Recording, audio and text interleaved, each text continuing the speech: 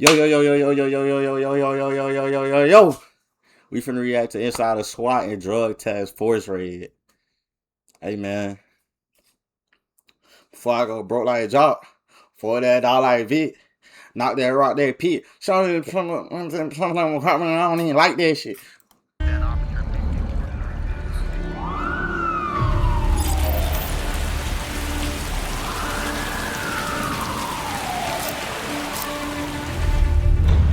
Hey, they in 9 City. They in 9 City.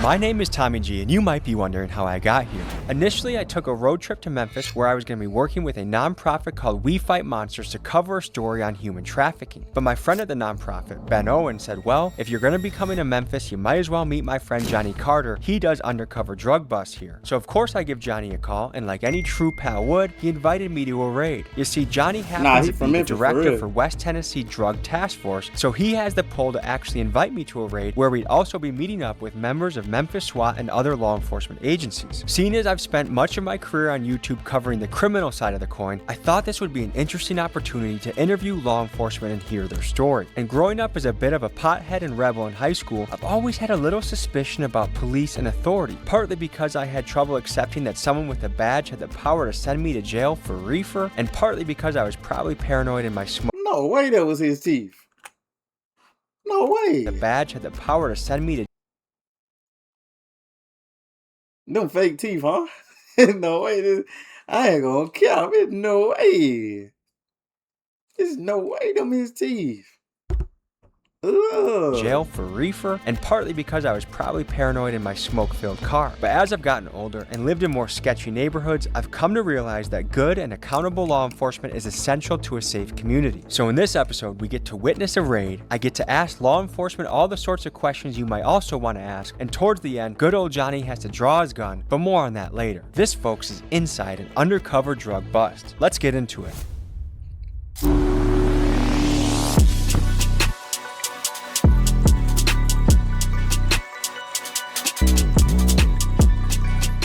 Big dog gotta eat. TommyGMcGee.com. Welcome to the underworld, folks. Honey G.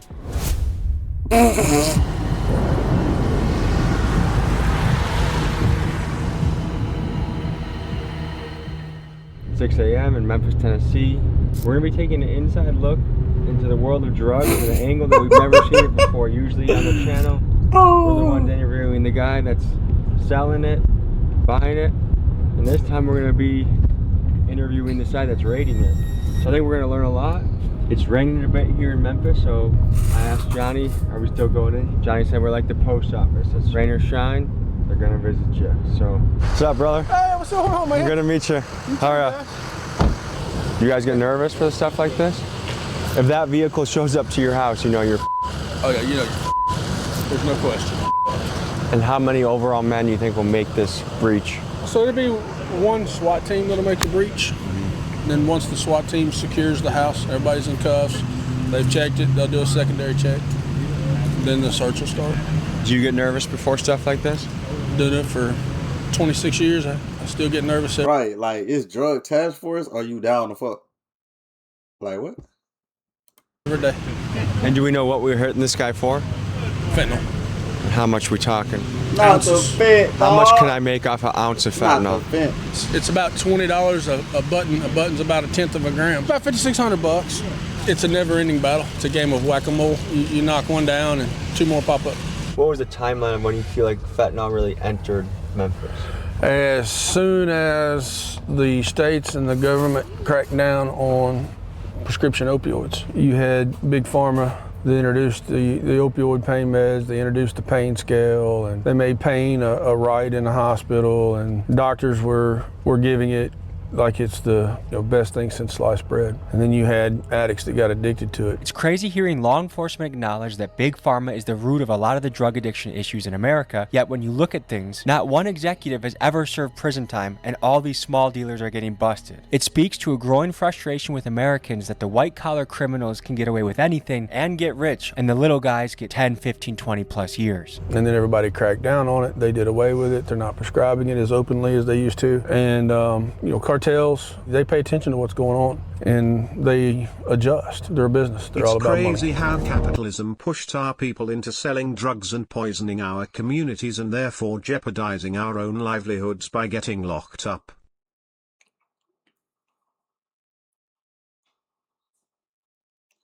I mean, yeah, that's true.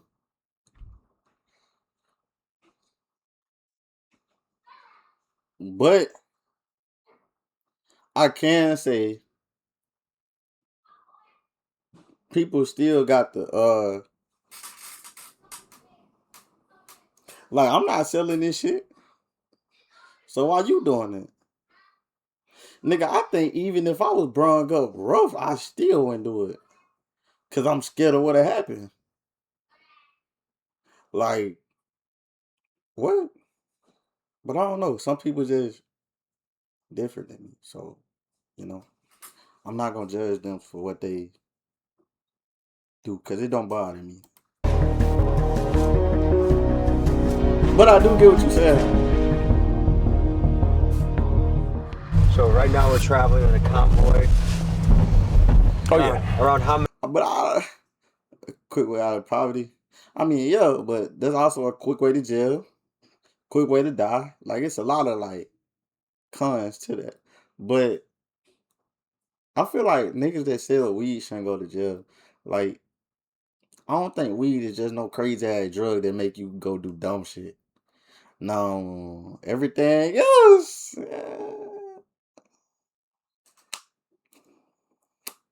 But I genuinely just think weed is like down to a stress reliever for certain people. I don't think it's nothing crazy, bro. How many men would you guess are going to be on this operation? Oh, geez. 30. So what we'll do is they'll go in and secure. They'll do their initial entry, the initial search. They'll get everybody that's out in the open secured in handcuffs, and then they'll do a secondary search for anybody that might be hiding, and then we will start the search. Before we see this raid, I wanted to get the Let me scoop call from these someone bonds. who's been raided a few different times. This is Fila. He was a big Memphis drug dealer and OG back in the day, and this is his story.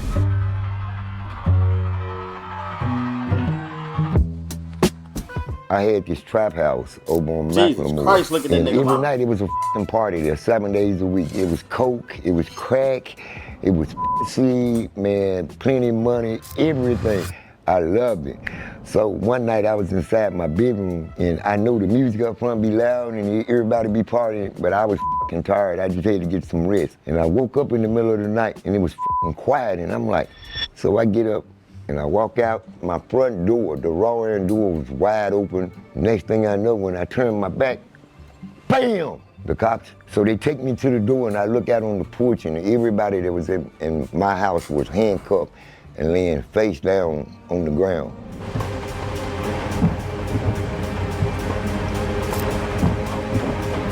So there's a trap house right next to a sheriff's deputy?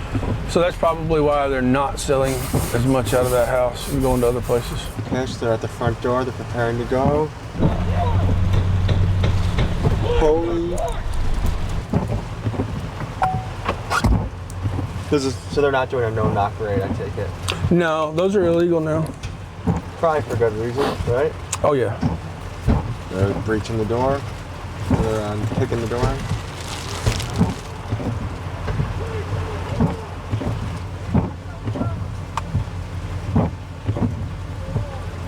So he's not complying, or is he coming out?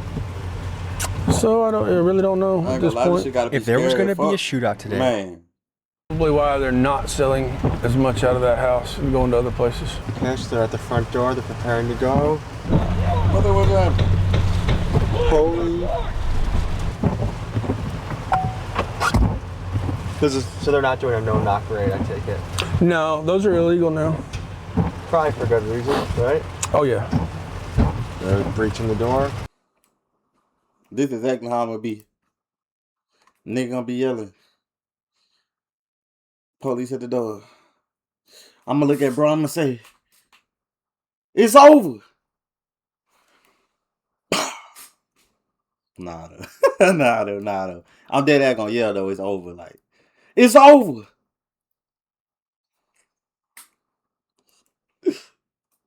Just send me up.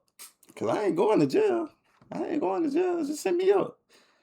Bro, nigga, if they don't send me up after we get caught, I'm gonna try to reach for him. I'm gonna make his ass pop me.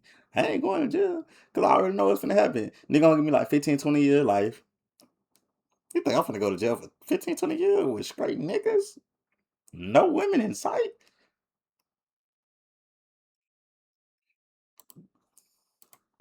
They're kicking the door in.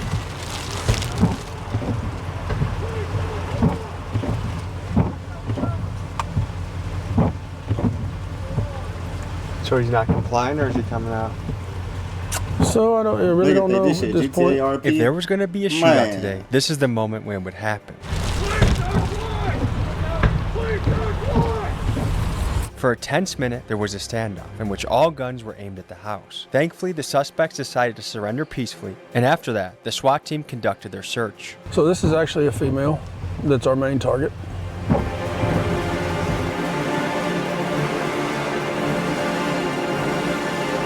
Damn, can you imagine raining out? Why her thick ass selling drugs? Girl, you too thick to be selling drugs. Come on, your thick ass selling drugs. Man, you got the yams and you selling drugs. Man. Woken up at 6:20 a.m. in your underwear and you're taking a I'm out jail. of this one operation. How many years is a guy like this facing most likely? Like, So it depends on the amount and their criminal history. Sale of fentanyl is a Class B felony. They should get the maximum amount of time that it carries. Fentanyl is like playing Russian roulette. You don't know if you gonna hit this shit and you gonna die or not. Didn't they just say this nigga used to sell it? Now this nigga talking about some, oh, they should get, what did this nigga say? They should get whatever it do to you. What the nigga said? Yeah, you used to sell it. Am I tripping? Or didn't they just say this nigga used to sell like dope? Didn't this nigga used to sell drugs? Fuck you mean, nigga? That mean you should be dead. Like what? Man, these niggas, he probably sold crack. Nigga, that's worse. Nigga, you supporting crackheads. Like what? I was around back then. Man.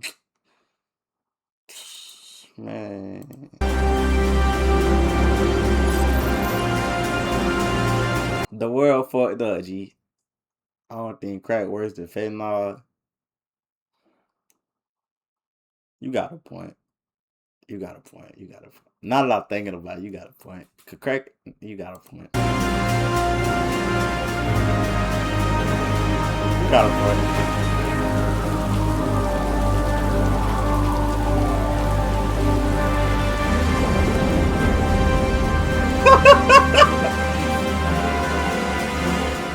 Six crack a.m. call, The raid crack? was completed without a hitch. Now the rest of the house is being searched. These people Why is crack were called wanted crack? for selling fentanyl. I guess we've been doing this job covering the underworld long enough that I can say I've never met anyone that I would consider evil. I meet people that make really bad decisions. But you gotta draw a line in the sand. Like, is someone that sells a large quantity of fentanyl, are they evil or just a good person making bad choices? Like, what level of sympathy or grace do you give to somebody like that? It's easy from an outsider, like, oh, the guy just selling drugs to pay his rent. Like, I don't think it's right, but I get it. Okay, that's one level. Another is, she just sold a dose that killed my brother. Like, now it's personal. Like, how many bodies are attached to this fentanyl game? And then, you know, when everything is said and done, how much of this just has to do with poverty and rough situations? We were at a Texas prison. Slime, you sold crack before. How you know this? This nigga said, because when you make it, it's a rock, and you gotta crack that shit till it turn into powder. You for sure sold crack before. Schedule 1. Get your ugly ass. I'm finna go feed on Slime. Oh my god, bro. I asked this nigga. Bro. I asked this nigga. I said, how is crack, like, how did crack get the name crack? This nigga said, because when you make it, it's a rock, and you gotta crack that shit into its powder. I asked this nigga how he know this shit. This nigga said, Schedule 1. Nigga, what? This nigga done showed crack in real life. There's no way Schedule 1 showed you that, bro. Nigga, when I was on schedule, I said straight weed, bro. Why you playing with crack, cuz? recently, and not one of those guys No. came from an upper middle class Did home you with 2 parents in the household. Like, show of hands, who would say they grew up in poverty? He talking about Brody, Defo slanging. Show Oh of my hands, how many God. of you had your father Oh in your my life God. growing up as a kid? How many of you didn't? Damn. Certainly the job of a drug dealer has been popularized, has been glamorized in hip hop and rap. Like the hustler is the guy that people look up to in a community. And is that because rap made it cool, or because depending on what area you're from, that might be the one guy with some sort of resources? I don't know. If I'm treating everyone like I'm an older brother and I could give them advice, I don't think I would tell them to do anything that can result in years behind bars. What amount of money is worth time in prison? Like, even if someone said, I'll give you $1 million, but you gotta go away for 10 years. No, I wouldn't take $1 million for 1 year. Some of the law enforcement we spoke to were operating undercover, and for this reason, we had to blur their face for their interviews. For the average guy in the streets out there, can you remind them how much of a bad idea having a switch on you is? Turned it into an automatic pistol, which is an ATF violation, which is a federal crime. You know, and once we do our job, what the actual prosecutors do with it is kind of up to them. The other big problem we're seeing right now, man, is that, man, we're grabbing these dudes and putting them in jail for serious violent crimes, and they're getting out, you know, in a day or two. Like murder? Murder. It's all in the news right now in Memphis, man. They're released. They're RORing guys on first-degree murder charges. What? Yeah. Oh yeah. It's in the news. I mean, Because it's innocent till proven guilty, or like what's the rationale for that? their rationale, I think, is that they're like, well, you know, you're innocent until proven guilty, and then they're like, well, this person they arrested doesn't have a job, and they live at home with their mother, or whatever. And I understand a little bit of that. I can empathize a little bit, but when it's a violent felony, bro, and the other thing is, you're right, it is innocent to proven guilty, but law enforcement, I've been doing this for 18 years, man, and law enforcement, in my opinion, we don't put charges like aggravated assault, aggravated robbery, murder. We don't put those charges Put it in the chat. just with a little bit of evidence to make it probable, right? Probable cause. We don't do it. It is hard evidence, man, because I don't want to, even if we have doubt, we're not going to arrest somebody on a charge like that unless we're firmly convinced that they committed that crime. The repercussions of even just being charged and arrested, and maybe even being released later and found that you're innocent of it, like that can follow somebody for the rest of their life. Right now, the people I'm most afraid of are typically like the 15-year-olds. This is Steve Mulroy, the district attorney of Shelby County. He and his team of 110 prosecutors set the tone for how crime is fought in Memphis, the most dangerous city in America. Some in the city praise him for things like increasing funding for the homeless and ending the illegal practice of 48-hour holds of suspects without probable cause. But others, including some of the cops we spoke to, thought he was soft on crime and deserved blame for some of the lawlessness in the city. This is what he had to say. Let's dive more into the juveniles, because what I've noticed in traveling the country and being in some of the craziest areas is it's the younger kids, 13, 14, 15-year-old kids that you sometimes have to be the most afraid of. How do you curb them, but also not just give them a free pass to get out tomorrow and do it again? There are two particular types of crimes here in Shelby County that we're really concerned about with under 18 crime. One is car break-ins and the other is car thefts. One of the things we're doing to address that problem is we've set up in our office something called the CARS unit in our juvenile court team. And the idea is that the goal is to try to intervene early on where these under 18, but these kids are committing a nonviolent car break-in or a nonviolent car theft. We're trying to intervene before they graduate on to more serious crimes. By the time they come to us, they're already down the wrong path, right? What we really want to do is intervene more upstream, earlier in their lives, where it can be more effective. The people that are doing the killing. And that's why these little kids need to start getting whoopings. These little niggas gonna be, I'm telling you.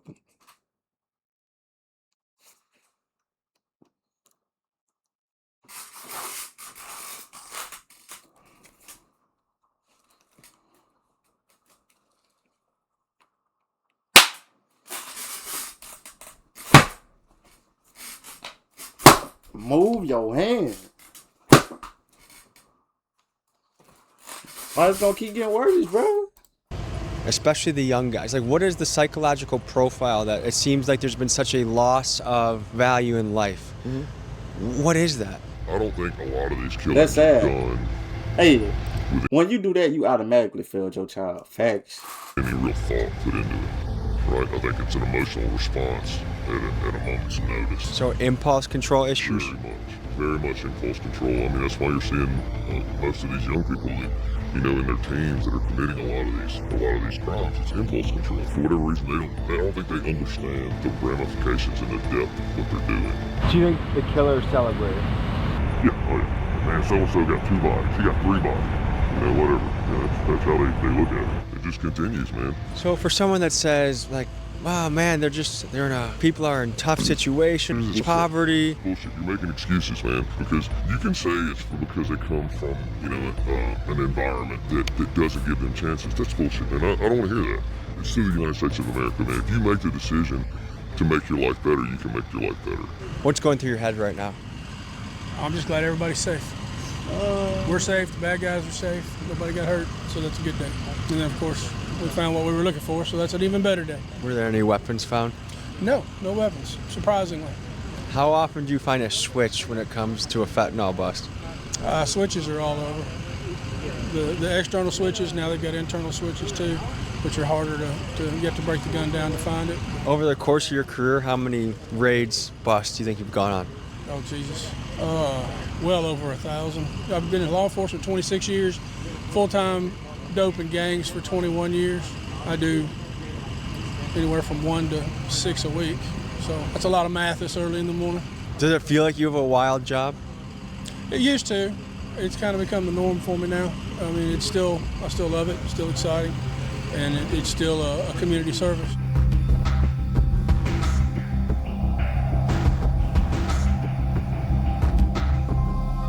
How rough is this immediate area that we're in right now? If it wasn't raining, we'd have done heard 10 gunshots. So rain almost helped the operation? Rain helped keep us safe, absolutely. There wasn't any lookouts, there wasn't anybody out. Oh, blame them. Put them criminals in jail. Count the money, do some field tests on the narcotics that we seized, and start the process that nobody wants, and that's the paperwork. All right, guys, we'll see you at headquarters. Real Buddha. Buddha. You've been doing this for 26 years. How have the last handful of years been different, or what have you noticed about these last handful of years? So, back when interdiction first became a thing, back in the, I'd say the 90s, it was pretty much trunk loads. You know, they throw it in a trunk and they take it wherever. So when you stop that car and you pop that trunk, or you look in that bag in the back seat, it was full of drugs. You know. Y'all hear that? Nowadays, cartels have evolved. They hire people specifically to try to find ways to hide the drugs. Is that the video or this is my shit? The audio crunching? Yeah, I think that's the video. Now, do Memphis gangs come in contact with the cartels? Sure, yeah, absolutely. Do you think the Vice Lords, the Crips, the GDs, that they are doing in some way business with cartels? Sure, absolutely. Everybody is, if you think about it. Got the weekend Even the end user is indirectly doing business with the cartel. How has the game changed in the last couple of years?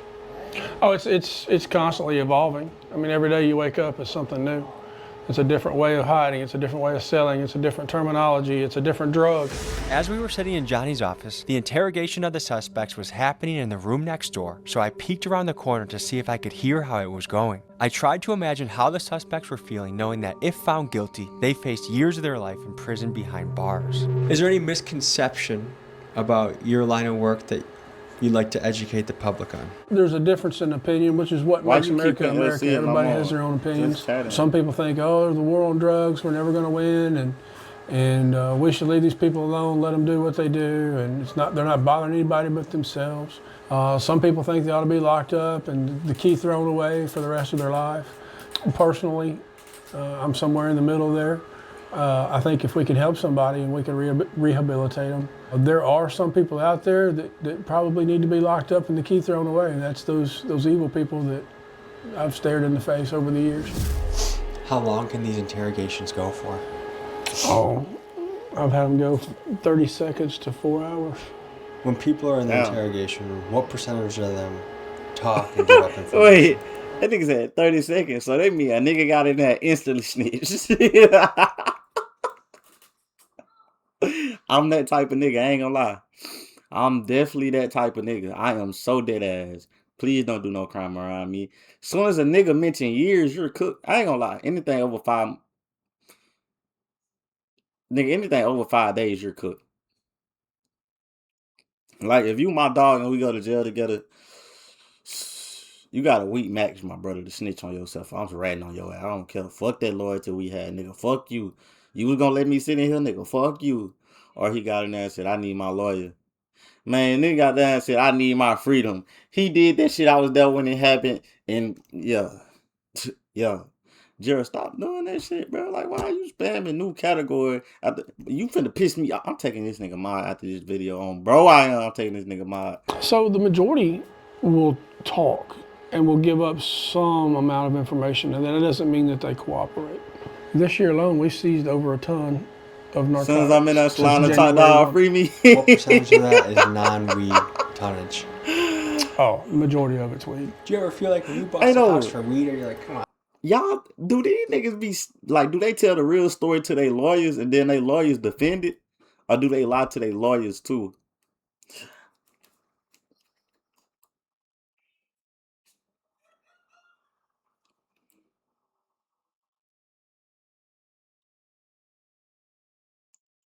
I think they tell their lawyers.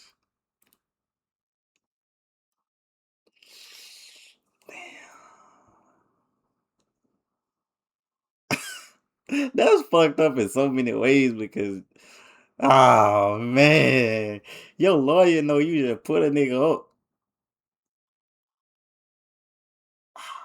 That's weed. Yes and no. The majority of that came off the interdiction unit, off the interstate. It was coming out of California or Colorado, places like that, coming across. Oklahoma. Oklahoma's a big one now. You were speaking earlier about the Chinese marijuana industry, and Oklahoma's ground zero for that. This person here is trying to make the decisions that would determine how many years of their life will be spent behind bars. Let's tell you more about that process. Let's talk about the odds these suspects are facing. If the feds were involved in the raid, the conviction rate in fed cases is over 95%. If it's just the county involved, their chances are decently better in fighting the charge. However, one thing worth noting is that most of these cases never make it to court. The vast majority result in plea deals. And due to the heavy caseload many courts face, plea deals with reduced sentences are often offered to promote cooperation and accelerate the legal process. Another tactic those charged can expect is an attempt by law enforcement to turn them into confidential informants in exchange for a heavily reduced sentence. If they give away key evidence, this information can be used to obtain a warrant to raid the next dealer in the chain. The flip side of this, of course, is the extreme danger of being found out to be a snitch. All right, we're going to walk over here. We're going to start going through all the evidence that we recovered from the house. We'll do some field tests. We got to count the money and go through everything. Oh my What is God. the true economic opportunity of doing this? Someone running a dope house, what type of money are they making monthly? Roughly, I'm guessing $15,000. And due to civil forfeiture laws, is that money now your squad's? So to speak. There's a whole lot of paperwork and a whole lot of hearings that go along with that. We can't just take your money. We can't just say, oh, it's drug money, let's take it. Civil forfeiture is the highly controversial practice in which law enforcement can... Slime, what's so crazy about that? Them niggas go overboard. They taking out your whole family, gang. Like, literally how they be in the movies is dead ass how they be in real life. I can't even count. And buddy, when you get out, you're grass. Seize the property of someone suspected of a crime. But the thing is, the suspect doesn't even need to be officially charged with the crime for the property to be taken. The most commonly seized assets include cars, cash, guns, and in some cases even the house of the suspect. Once approved by the courts, the police are then allowed to keep or sell these assets. Bruh, do I really look like I said? Bro? Look at me, bro. Look at me, bro. Look at me, bro. Do I look like nigga, I got on glitter Crocs, bro. Like, come on, gang. I'm not no threat. Nigga, I'm not no threat. Nigga, I'm a civilian. Nigga. If I need to ask questions, you know the answers to. Slap, I'm gonna play it cold.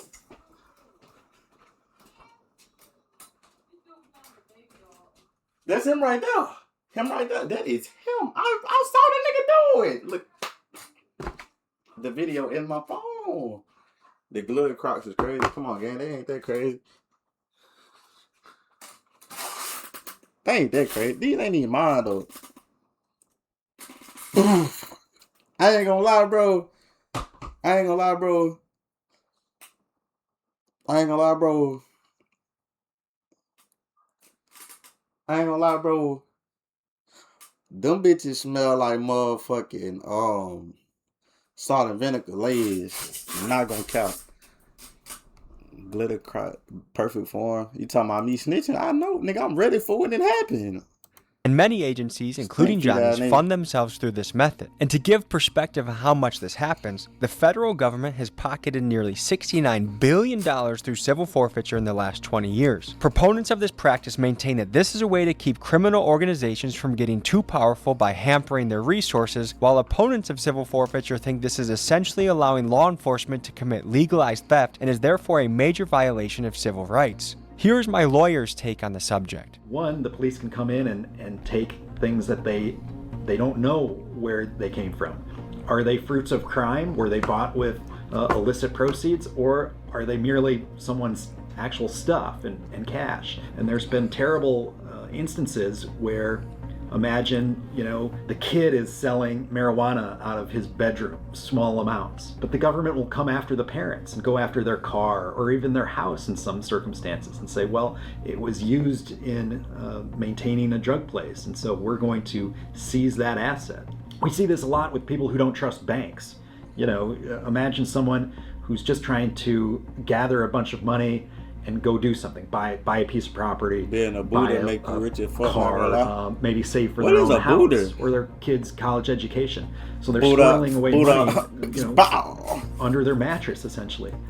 And police come in for some related or unrelated You reason. sitting there like you and heard they that grab all bullshit that before? money. Right. What's that average citizen going to do This against nigga, all the yeah, government bro. agents and all their lawyers and all the bureaucracy that's built up to take those assets? I'm curious to hear in the comments what your take on civil forfeiture is.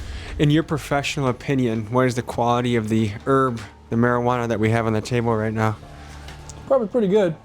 Smells more like medicinal. Could I offer my professional opinion? Sure.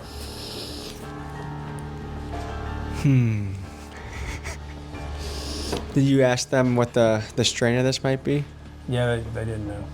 Is not any of that purple Urkel? No. Would a raid have been organized just for this amount of weed? No.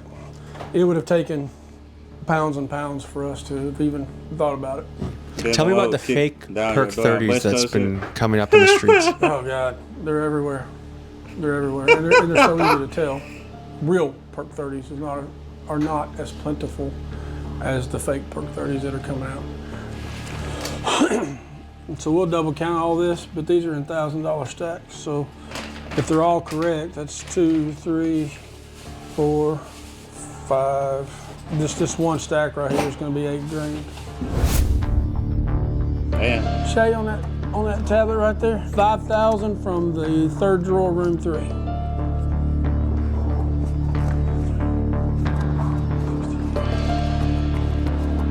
So there's another 1,300 from the bedroom drawer. Red tote in the closet, $8 grand. $1,000 bundles, 8 $1,000 bundles. What's your guess over there, guys? You seen it firsthand. I told y'all this nigga sell drugs. I told y'all. Y'all talking about me. It's slime.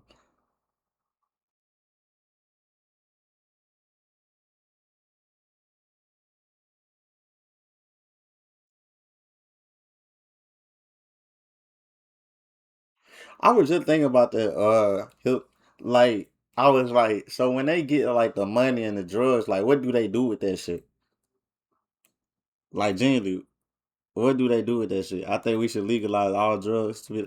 Not all. Not all. Not all. Not all. Not all.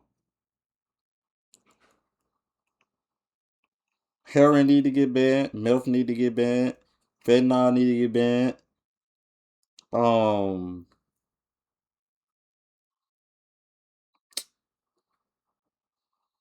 I forgot the other ones. I never sold drugs a day in my life. Yeah, you're crazy. Let's go ahead and legalize switches and RPGs while we at it. Hell no. Nigga, it dead ass. it wouldn't even be no motherfucking world no more if niggas touch them. What them bunkers they was talking about yesterday, niggas, man. I might build my own some shit like that happen.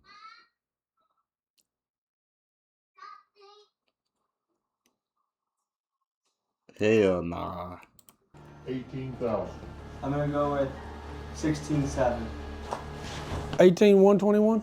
I wanted a taste of what undercover work was like, so Johnny took us to an area with sketchy motels that was known for being a crime hotspot. Driving around in Johnny's finna car be that like looked Mad like the Max. Fedmobile, we would soon find out that the locals were not happy to see us. So when you're navigating the That's hotspot, You what know are you what it does thinking? and how they use What's it. going through your head? Well, I mean, you're looking for what's out of the ordinary. So you have this crew. Nah, walking stop, over. man. Nah. Something looks like it's happening. Nah. Something's going on. So she leaned in the window. She disappeared. Either he could have sold to her and she's going up to use, or he's buying and she went up to get the product. Is this a circumstance where the ant leads to the queen? Yeah, I mean, you take it as far as you can. Our goal is to move up. So we get the user with, you know, 1/10 of a gram or 1/4 gram or 1/2 gram. We flip them to their dealer. We get them, we flip them to their supplier, to their mid-level supplier. So it's a game of dominoes in a way. It is. See, that's occupied. There's a guy in the driver's seat backed in right there. He's not going into the hotel. He's been approached at least by one street person. She could have bought from him a while ago. Went I maybe put a put it gas up with in some a room bros. for Bet. later, who knows? Have you had any close I ain't gonna lie, calls bro. doing undercover work? You might as well say good night, I've cause had nigga, a after the few. video, I'm in there. Went through a neighborhood. Lady was walking through the hood and waved me down, so I stopped. And she tried to sell me some crack. 2 different ways. 2 different kinds Both of crack. types I of guess crack, you could huh? say. Yeah. Damn, you must have looked like a good customer. And that turned into me trying to arrest her. That turned into her fighting, and then that turned I into need to her edit coming some out shit. and I need to fighting get some with her clips. against me. So I was 2-on-1 for about 6 or 7 minutes. This was the days before I Taylor. gotta call my grandma. Oh, the guy that was Yeah, I'm watching him. And the guy behind us was their dealer, right?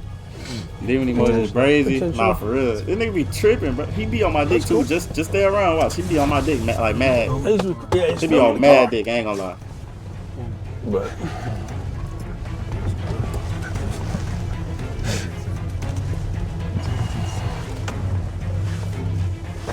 This sketchy potential criminal reverse Uno'd us. You see, instead of Johnny pursuing him, he began pursuing us in an aggressive manner. Folks, in the shadowy underworld, the laws of the jungle apply, and territory can be fought over fiercely, and apparently we were not welcome here. Oh, he's heating up. oh, he'll be fine. He's trying to get up on the director of drug task force car. Let's see if he follows me in here. If he does, yeah, I didn't think he was. You gonna call the boys on him? No, I was fixing to stop him. Is he still sitting there? Oh yeah, he's moving on now. Yeah, I was a little concerned about getting boxed in. That's why. That's the kind of stuff right there. I mean, that's in every neighborhood. Like you come into a neighborhood, you're not known in that neighborhood. You're not welcome in that neighborhood. They're going to be coming up on you. They're going to stop you. They're going to want to know what you're doing there, and that's the part of the undercover risk. Man, this is a job that puts hair on your chest, huh? Yeah. Yeah, I tried doing it for 23 years. Absolute Tom. pleasure. Yep. Thank you, My man. pleasure. Thank you. Folks, stay in school. Don't do drugs, except for the ones that he can't find. We'll see you guys next week. Peace. WV, WV,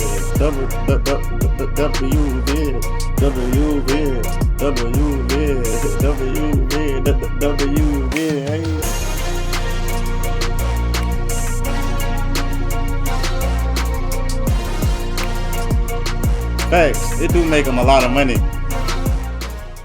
Folks, hope you enjoyed this episode. You want to watch another? Here. You want to subscribe? Over here. See you next week.